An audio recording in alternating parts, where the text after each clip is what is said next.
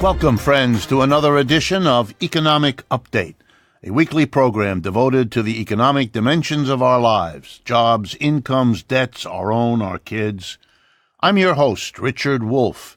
Been a professor of economics all my life, and here I am offering economic updates each week. I want to begin by talking about a peculiar similarity between Britain and the United States.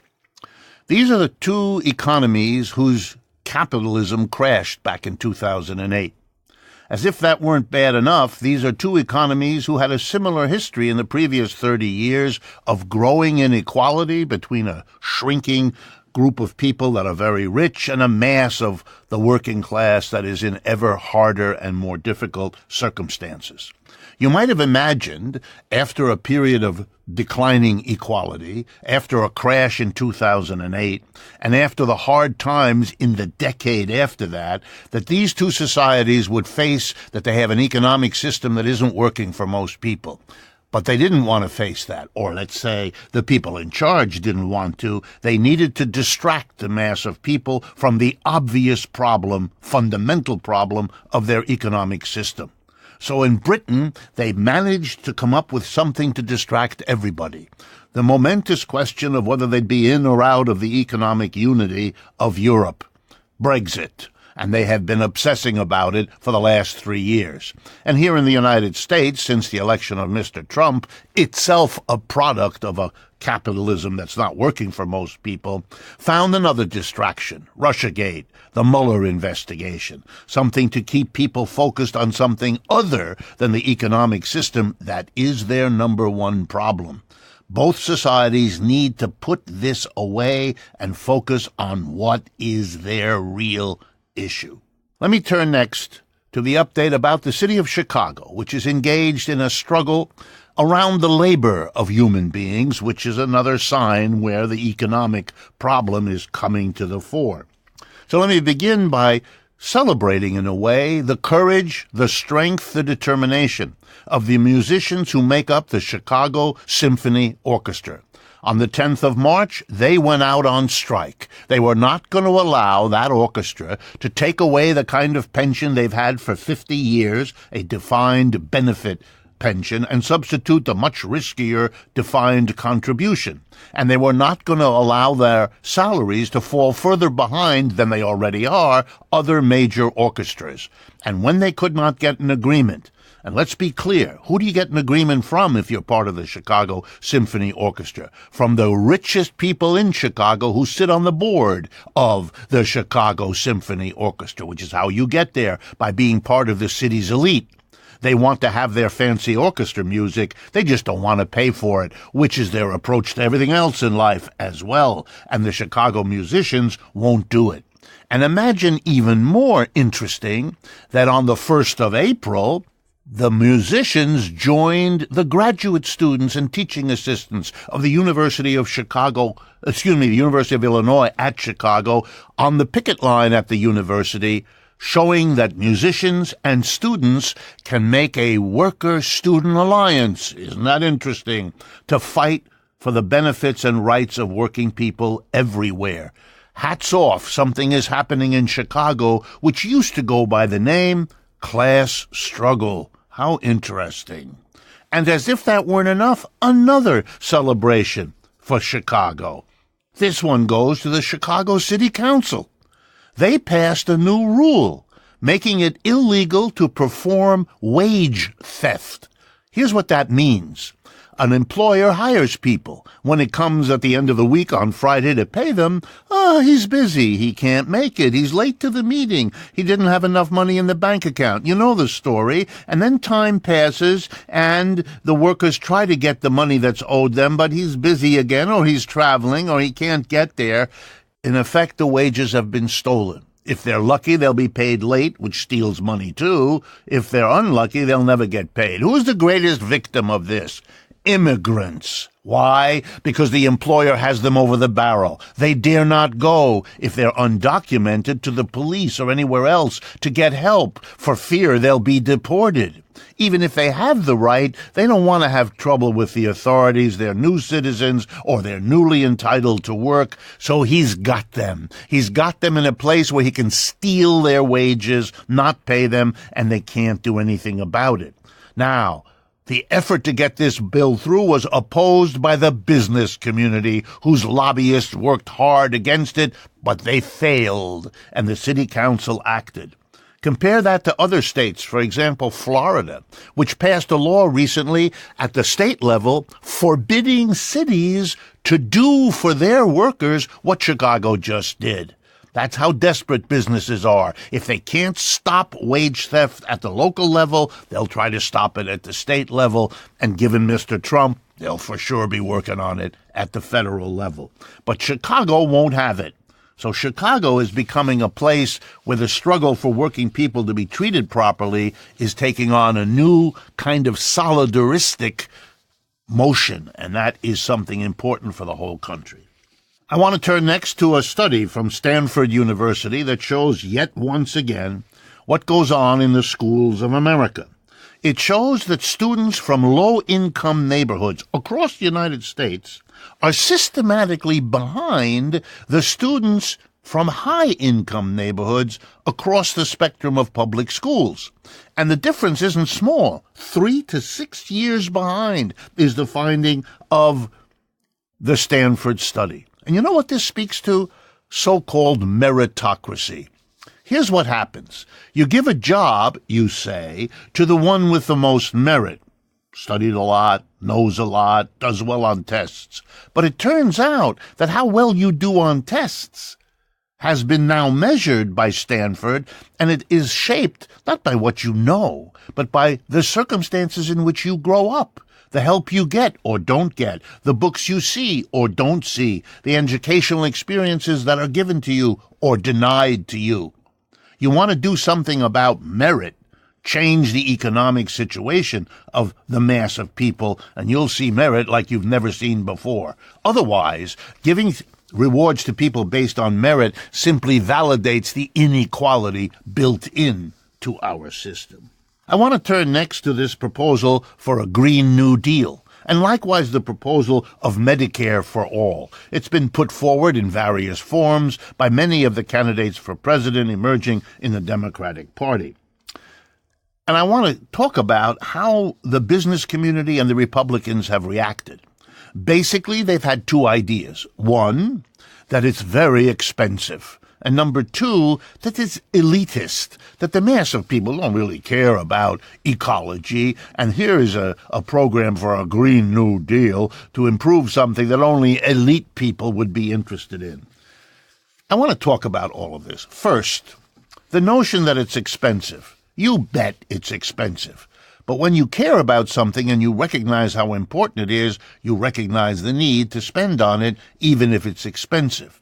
Bailing out the biggest banks of the United States in 2008 was extremely expensive, in the trillions of dollars, way more than the Green New Deal is going to cost. But nobody in the Congress said boo. The leading Republicans, the leading Democrats rushed in. The issue of expense was not relevant to the important thing of bailing out rich corporations and their shareholders. How come that doesn't apply to the Green New Deal? How come it doesn't apply to Medicare for all? Let's take a look at these programs. You improve the environment, you're improving the health of everybody. You give everybody Medicare, you're improving the health of everybody. That makes workers more productive. That makes families hold together. That makes the society work better. And it saves a ton of money in medical care because you've taken care of people from the beginning of their lives. That's why every other industrial developed country does that. Provide medical insurance for everybody. Not out of the goodness of their souls, but out of the practical benefits. They aren't held back by a medical industrial complex that monopolizes medical care and insurance and squeezes it for the maximum amount of profit it can get. We even know little details. If you improve the environment, the paint on your house does not wear out as fast. Neither do the tires on your car. The extra expenses we all have because we don't take care of the environment not only kill us physically, but cost us a mint, as does the lost work time of sick people, as do the insurance costs of taking care. Let's stop being narrow-minded. Let's stop being held hostage by the profiteers, the doctors, the hospitals, the drug companies, and the medical insurers. Held hostage by them so they can charge us more than anyone in the world pays for medical care and give us a mediocre result. Let's have Medicare for all, and let's do a Green New Deal, because it's better for most of us. It's only held back by the profits of a few. Here's my last economic update that we'll have time for today. I want to call out Kentucky, Arkansas, and 5 other states. They have been going for waivers from the federal government that would allow them to do the following: to cover people, with Medicaid only if they work for their benefits. We're not going to help the sick person with a Medicaid-covered treatment unless he or she works for it. The mere fact that they're sick and that their fellow Americans won't do. I'm not going to talk about, because I'm going to go over the line, how Christian quite you might be if you relate to a sick fellow human beings in that way. I'm not going to help you unless you work. But I want you to see the utter unfairness of this. We as a society provide public schooling to every child in this country. Do we make their parents work for the benefit of a free public school? No. Wow. We provided corporations with bailouts in 2008. Did we say to the executives of the banks and the corporations, hey, you have to clean up that empty lot next Saturday or else we're not bailing out your bank? It didn't even occur to us. Every church, every synagogue, every mosque in America is subsidized by the federal government. They are delivered public services, garbage collection, police protection, fire protection, cleaning the air, maintaining the city's infrastructure. That's given free to all of the institutions of religion. Do we make the local minister, rabbi, imam go out there and sweep up on Fridays to get the benefit? The only reason we do that to poor people is because we want to punish them. That's the attitude. And it's the attitude of a federal government under Trump that is beginning to become, and this is a language I do not use easily, fascistic. The fascism is not just in the cozy relationship between business and government. It's also in the demonization of people who are really in that position that used to be called, there but for the grace of God go I. People not that different from you and me, but who need some help. Like our children need an education, like we have to have a public park to have a picnic in. We subsidize those activities. We don't punish people who need them and use them unless there's something wrong with us. We've come to the end of the first half of Economic Update. I want to urge you to stay with us for a remarkable interview having to do with the economics and politics of what's going on between the United States and Venezuela. But before we do, I want to remind you, please make use of our websites, democracyatwork.info and rdwolff with 2fs.com. Please subscribe to our YouTube channel. It is an important service to us and costs you nothing but the click of your mouse. And finally, as always, let me urge you to communicate to us through our website. Click on Facebook, Twitter, and Instagram icons to follow us that way. And our special thanks, as always, to the Patreon community that is an enormous source of encouragement and support for all that we do. Stay with us. We'll be right back.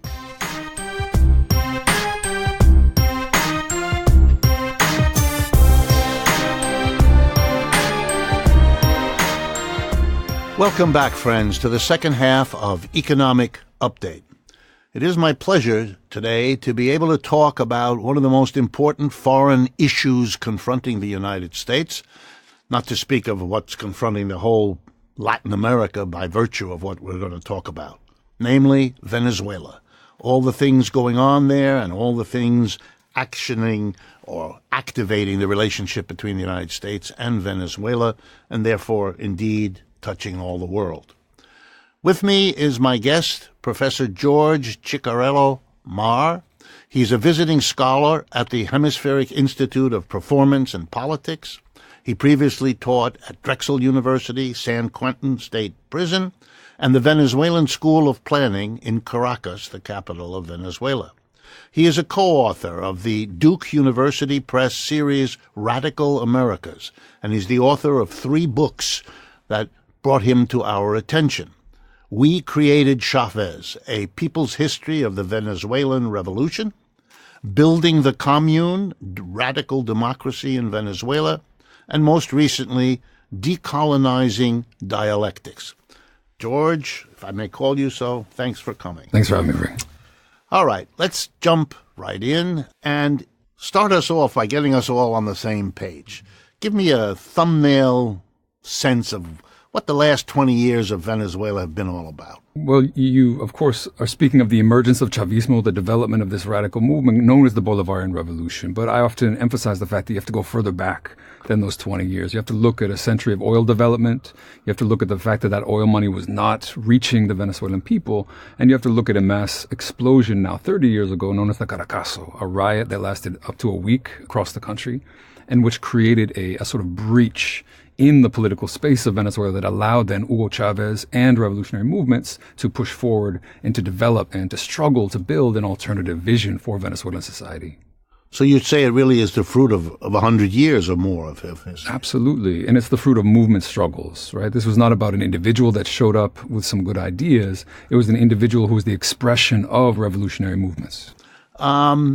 It is obvious, I think, to most of the world, and even to a good part of the United States, that first the Chavez government, now the Maduro government, have been targeted by both Republican and Democratic leaders in and out of office to be pushed aside, overthrown, dismissed.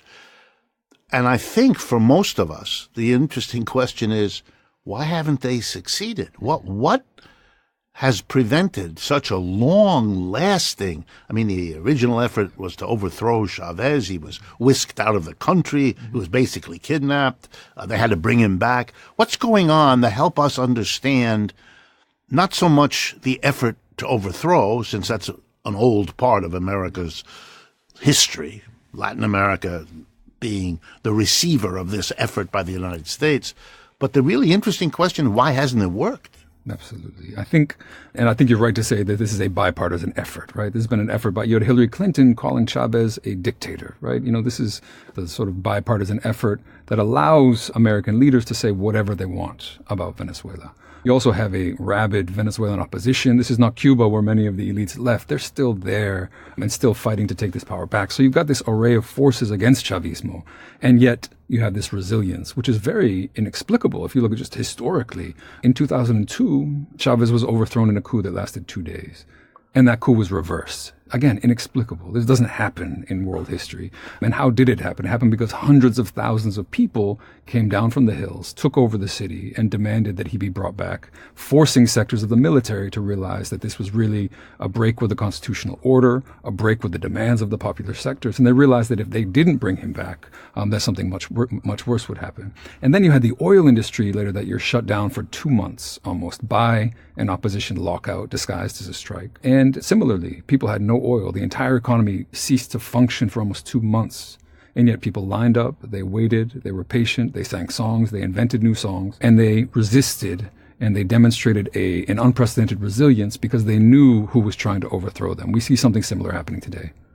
Go into that a little bit. I think my audience, the listeners, the viewers, would want to know how was this maintained? How is this sustained? How was this organized to have the mass of people in the bottom of society, you might say, mobilized enough to thwart the efforts both by the opposition inside that stayed there and their helpers in New York and Washington. How was that done? How did you get the people mobilized so they could defend what Chavismo, what Maduro are trying to do?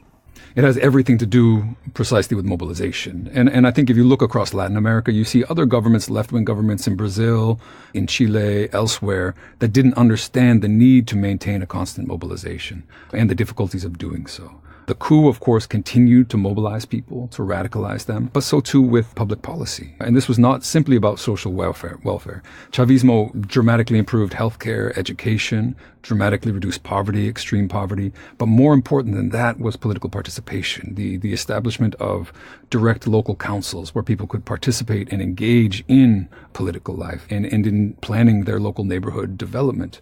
They saw themselves often as participants in the political life of Venezuela, helping to write the Constitution of 1999, helping to get it approved, and then continuing to mobilize to keep their government in power when they knew that it was under threat. And it was really this constant mobilization that has provided, even amid an incredibly deep crisis that people are suffering today, a resilience that is still surprising to people. So, for example, in January of 2019, the Venezuelan opposition thought that the time had come and they could simply get rid of Maduro through this sort of coup led by Juan Guaido, and that there wouldn't be any resistance. And what they found was much more resistance in the military and in society as a whole than they expected.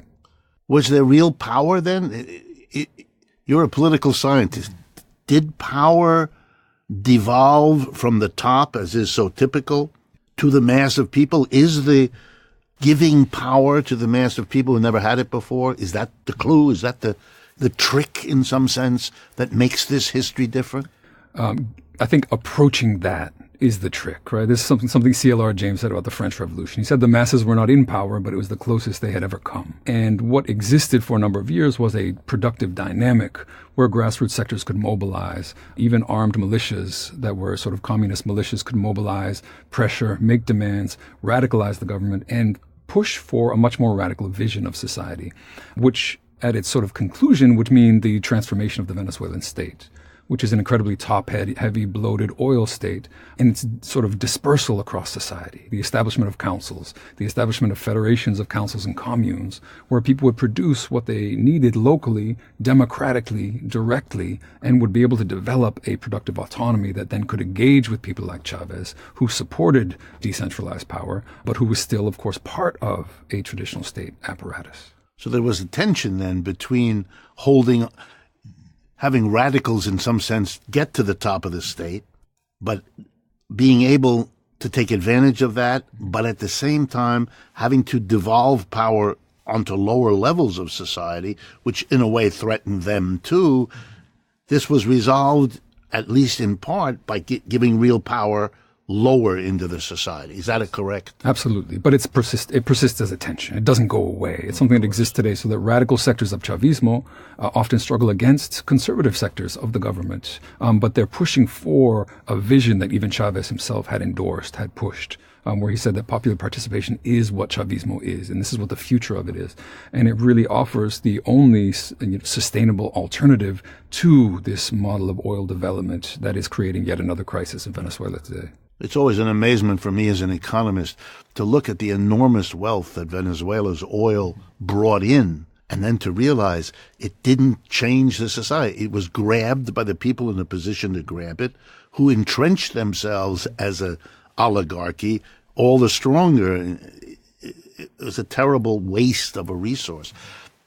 Quickly now, give us a sense of how you think Latin American society, other countries, how are they reacting to what's going on in Venezuela, including the effort of the United States to I think we need to understand what's happening today in the context of what's happened over waves of recent Latin American history. So the 1980s and early 90s were this period of really ferocious and brutal imposition of neoliberal structural adjustment, forcing capitalist reforms down the throats of unwilling populations, often through dictatorships as in Chile and elsewhere, but through the ballot box as well.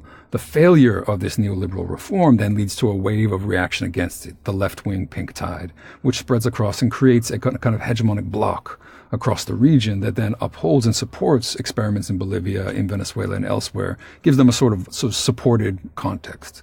That context is disintegrating. You see coups, quasi-constitutional coups in Paraguay, in Brazil, elections in Argentina, in Colombia, again, returning to the far right. And so you find a situation in which, even if things were going great in Venezuela, the support for that experiment has been disintegrating regionally, in no small part due to U.S. interference. So now you have this aggressive right wing, which were, of course, the countries that stood up immediately and recognized this coup in Venezuela as legitimate. But this was part of the plan. They were the ones that had planned the coup, that knew that it was going to happen, the so-called Lima Group. And what it represents is a longer shift, a 10-year historical shift to the right in Latin America as well, which reveals, I think, really the fact that this was all part of a regional project that will rise and will fall on a regional level as well. I have to ask you this question, even though in a sense I know your answer, but I know it's important in people's minds. American leaders from Mr. Trump on down, U.S. leaders from Mr. Trump on down, have pointed to what's going on in Venezuela, particularly their economic difficulties, as an illustration that, quote-unquote, socialism doesn't work. What's your response to this effort to make that case? Yeah, I mean, first of all, Venezuela is not a socialist country. I think that's what we need to understand. Venezuela is a country in which, an incredibly capitalist country, in which certain efforts were made to regulate capitalism, to provide an alternative to capitalism and alternative forms of property. But what you're witnessing is an actual war between different ways of arranging a society. And that war is brutal. For example, you see it in currency controls. You see it in price controls. You see the fact that global capitalism does not accept these alternatives and punishes them. If you set a price control in Venezuela so that people can eat, people will begin to smuggle goods across the border and sell them in Colombia or in Brazil. And that will help to undermine and destroy that economic alternative, which makes the task, I think, very difficult. But we don't point to Mexico, where you see hundreds of thousands of deaths, and say that's a crisis of capitalism. We don't point to France, where, of course, the leadership has a lower approval rating than Maduro, and say that government needs to be overthrown now. These are things that are only said when it comes to Venezuela. And there are other countries trying to do that. Bolivia and others come to mind. Why the choice of Venezuela is just a bizarre effort to try to mobilize in this country old anti-left sentiments, and as if somehow they're validated by what goes on there. What's your sense of what's going to happen? Obviously, nobody can predict the future, but you've been studying Latin America a long time. You've been studying Venezuela. You've written books about it. Give us your sense of where the situation is now and where it's likely to go. I think the situation in the next months in Venezuela is going to be incredibly difficult. The brutal sanctions that Trump instituted more than a year ago have now been redoubled. So you had a financial blockade, essentially, which makes any international financial transactions very difficult for Venezuela, including oil sales and other, imports. And this has been the screws have been tightened on Venezuela in this new round of sanctions, which amount to an oil blockade. The oil production in the country is collapsing. Oil exports are collapsing. And the wager of the United States and bloodthirsty sort of demons like Elliott Abrams, who are running this policy, is that things, and they've said this openly, and they've said if we make things bad enough, people will overthrow Maduro themselves. That is their strategy, and that's what they're going to be trying to do. So the fact that this coup has been more or less defeated, the Juan Guaido coup, doesn't mean that the long-term strategy is not moving forward. And it's going to really rely on the ability of the Venezuelan government to institute measures to preserve the standard of living of the poorest and keep them mobilized against this imperialist threat. We've seen hints of this. We see Juan Guaido being chased out of a working-class neighborhood the other day. There are good signs that people on the grassroots level are ready to resist, but the situation will be incredibly difficult moving forward. I wish I could continue. We've run out of time, which happens to us often. Thank you very much, Professor George Ciccariello-Maher. I hope others will pursue his work and follow up on these conversations. Thank you all for participating, and I look forward to speaking with you again next week.